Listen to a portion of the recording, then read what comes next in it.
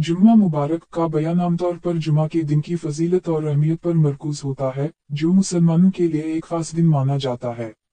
इस्लाम में जुमा के दिन को बहुत अहमियत दी गई है क्योंकि ये हफ्ते का एक मुक़द्दस दिन है जिसमें खुसूसी नमाज जुमा अदा की जाती है।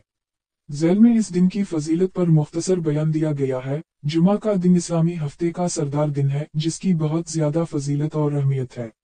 रसूल अल्लाह ने फरमाया, बेहतरीन दिन जिसमें सूरज तुलू होता है वो जुमा का दिन है। उसी दिन आदम अलैहिस्सलाम की तख्लीक हुई, उसी दिन उनका जन्नत में दाखिला हुआ, उसी दिन उनका जन्नत से खरूज हुआ और क़ियामत भी जुमा के दिन ही आएगी।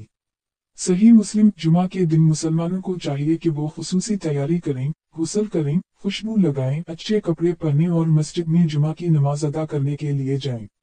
इस दिन की खास दुआएं हैं और खुसूसी बरकतें हैं जो दीगर दिनों में नहीं पाई जाती।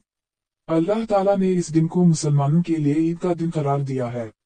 इस दिन की बरकत का एहसास करते हुए हमें इस दिन को अपनी इबादत में इजाफा करना चाहिए और अपने रब के सामने दुआएं और इस्तगफार करनी चाहिए ताकि हमें ज्यादा से ज्यादा फायदा और बरकत हासिल हो।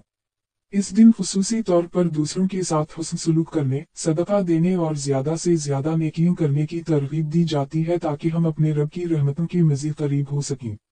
जुमा का दिन हमें याद दिलाता है कि हमें हमेशा अल्लाह ताला की इबादत में मशगूल रहना चाहिए और इस दिन को एक मौका के तौर पर इस्तेमाल करना चाहिए जिसमें हम अपनी रूहानियत को बढ़ा सकें और अपनी जिंदगी में बेहतरी ला सकें।